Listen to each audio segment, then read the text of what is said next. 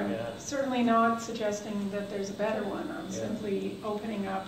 Does everybody understand the distinction that the President is making here?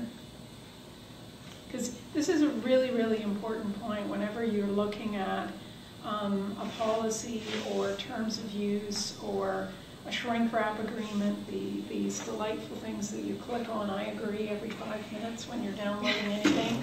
It's really important to understand what the assertion is. That is that where there is no substantial commercial benefit, then arguably, and I would underline this point, you know, there's not really much interest on the part of the institution on making a claim under this policy, okay? So what that means is, in the end, is that it's always, and what I'm hearing is that it's open to negotiation. Fair? So that means that it's incumbent on all of you in this process of your education and your making of work to inquire if you need to, and to be clear in your own minds about, yeah, man, you know, I'm doing this, I'm not going to sell it. When you do choose to take your game of, what did we call it? What was it called? Oh, like spot the infringement? Or? Spot the infringement. Or spot the infringement game. When it goes viral and becomes a major, well, then I'll have to be cut in as well, won't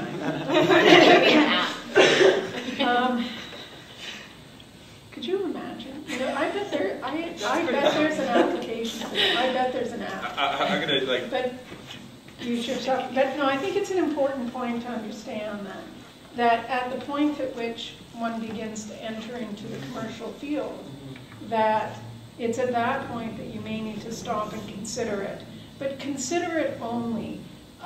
What I'm hearing is it's not written in stone, and it's not like there's a sledgehammer that's going to come down upon you. And I think that that's an important thing for all of you taking this away, who may also be speaking to your fellow students to understand about what we're hearing.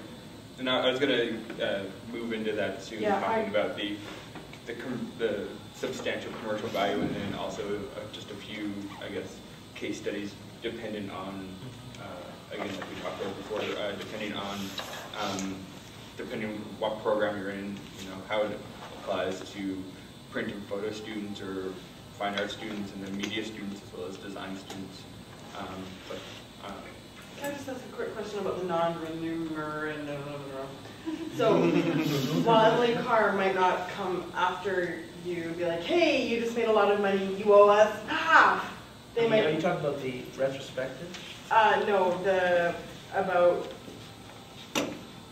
students who use the facilities, there could be a joint, but Emily Carr as a university could say, hey, that's our grad? Is that what you mean by non-remunerative? No, first of all, you've got to understand that when even the discussion of the use of the facilities has a lot of ambiguity attached to it. Ultimately, the goal is not to say, if you make it, you're suddenly going to not make it because somebody else, Big Brother's going to come in and say, no, you can't make it. This is the only way you can make it. We want part of it. That's not the issue. I mean, the best example around coding would be the following. Let's say that you spend 24 hours a day for 3 years developing an app. You put that app out, and those are 3 years you spent in the institution, and you've really used it. Even at the point at which you put out that app, if you actually make any money, which is, up for discussion, the question would then be asked: is there a fair discussion that can be had about that? And in all likelihood, in most cases, the fair discussion would revert to the creator. It's because it's very hard to detail exactly how that value was arrived at. It's a very subtle area of law and a really subtle area of discussion. If the hammer is there before you begin, you're likely to take your activity and do it elsewhere just to avoid that hammer. So the institution won't benefit anyway.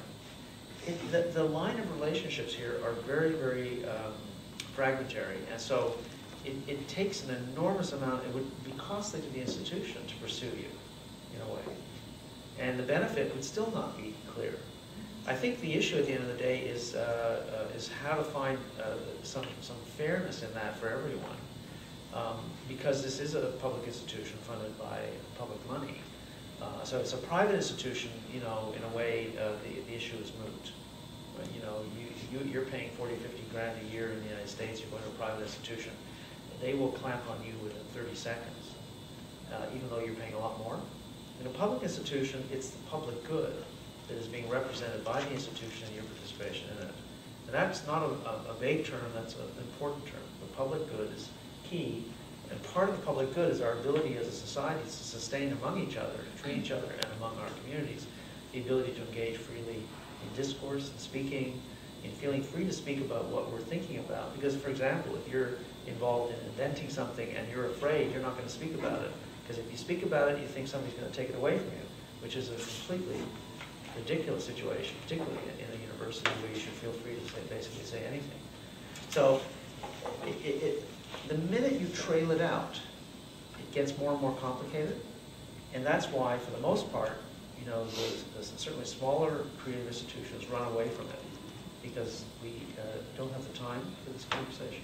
Actually, in terms of like endlessly talking to you about, well, what did you do, when did you do it, why did you do it, how did you do it, and can we get, you know, a little bit of money out of you? We'd much prefer at the end of the day if you turn around and donate us some money. I think that was just a good point to, a good time to make a point that like we have an IP policy, but it's also, I think, in government policy that universities have an interest in the intellectual property. Yeah, well, the University Act is actually a little bit more constraining. So the University Act actually says, it gives the board certain powers that the board has an interest in or a license. And, this is a very, very interesting part of the University Act that we're struggling with. But our understanding in discussing it with David Wotherspoon is that our policy counteracts that quite effectively. So this policy was actually developed with David over a long period of time, going back and forth. Lawyers.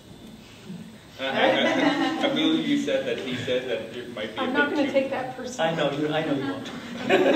I believe you told me that that David said that it might be a bit too ambiguous. Like he was yes, worried that it was yes, too he was ambiguous. concerned about that. But then we defaulted to the ambiguity side on purpose, and I told him that.